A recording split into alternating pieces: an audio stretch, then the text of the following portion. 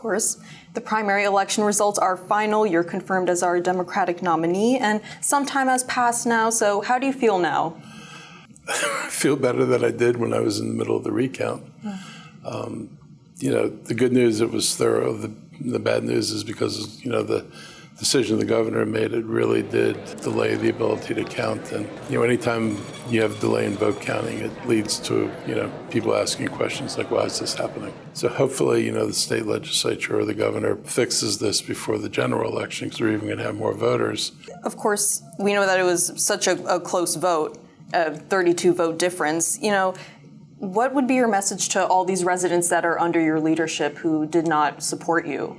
I mean, it depends why you didn't support me. I mean, if you were upset because we had mask mandates or we closed businesses to keep people alive, I'll just, you'll be upset with me, and I'll tell you that I think we made the right decisions to protect the health and safety of the residents of Montgomery County. I'm proud of the fact that we're, if not one of the most vaccinated counties in the country, that our death rate is far lower than the national death rate, and we were able to keep people as safe as we were going to keep them. And they were the right health decisions, and I stand by that. So, we're prepared to continue moving forward. I think people will see where our money's going. I think we've got to do a better job, and hopefully the press can help us occasionally when we do press releases and we talk about what we're doing. It would be good for people to understand what we're doing, but we're going to do a better job on our part to make sure that our residents get a better picture of what Montgomery County is doing on economic development and affordable housing. Because these are important issues to people in the community. They're important to me. You all know I'm pretty progressive, and I'd like to do things that advance the social justice causes. If you don't have a healthy economy throwing off enough tax revenue, you won't be able to do that stuff. So I'm as committed to growing the economy as anybody else is, because it's integral to being able to do the things we want to do going forward. And I know a lot of new council members share those goals. Thank you. And kind of in the same vein, you talk about communication, helping residents get a better picture of what the county's actually doing. I mean, is there anything else specific that you think you might change in your leadership going forward after seeing the vote? I think we talked about this before. I was publicly funded, right? I had $1 million total. We had a TV ad. We did a couple of mailers. When we got bombarded within the last 10 days, 2 weeks, with a massive number of negative ads with accusations that were not close to true, we had no ability to respond. There was no way to get more money. I had matched all the matching money I was going to get. And to be able to go on TV and say, look, there's another story here, or you're not seeing it, we couldn't do that. And if I were a voter and, I saw that bombardment of things, and frankly, the misinformation the Washington Post put out and enabling a candidate to be able to say the Washington Post says,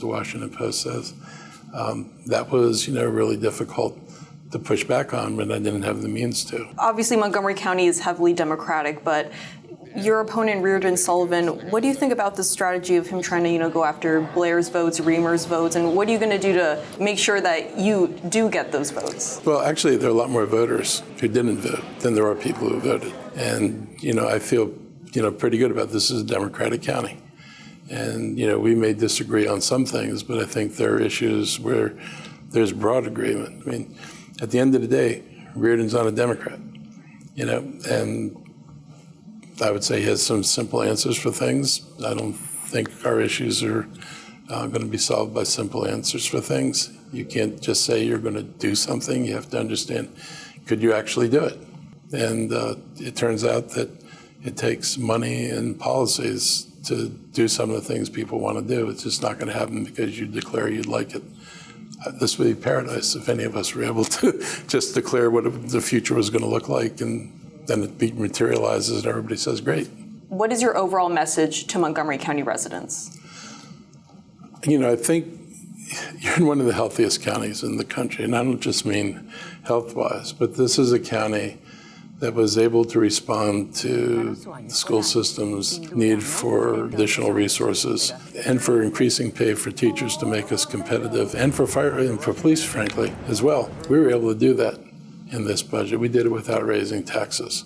We were able to put record amounts of money to deal with things like affordable housing. And that if you look around, you see lots of cranes going up. It's kind of interesting that, when somebody tells you there's nothing happening here and you drive down the road and you see cranes going up, it kind of underlies the fact that things are happening here. When you say everybody's leaving and then you deal with record housing prices, when everybody's leaving, housing prices don't go up. I think we're a lot healthier than people might have been led to believe. I think we've got a pretty good future laid out in front of us. I think the schools are going to make progress in getting the kids to recover from the impacts of COVID. I think you're going to see more and more businesses coming to Montgomery County. We've got an agreement with the University of Maryland to bring graduate level research. People have looked for that for as long as I was on the council to get the university more engaged over here. Well, we've got the university engaged. They want to bring a center for artificial intelligence. They want to put it in White Flint. And we were working with WMATA to recreate White Flint as a life sciences space.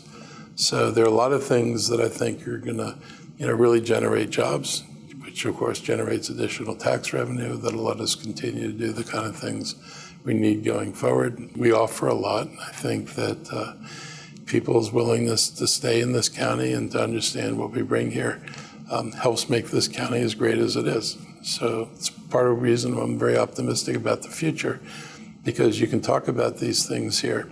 You can talk about the need for equity here in Montgomery County.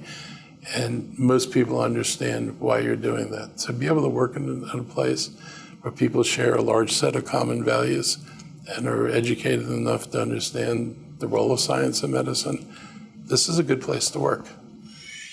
For the latest Montgomery County election news and information, go to mymcmedia.org and click Election 2022.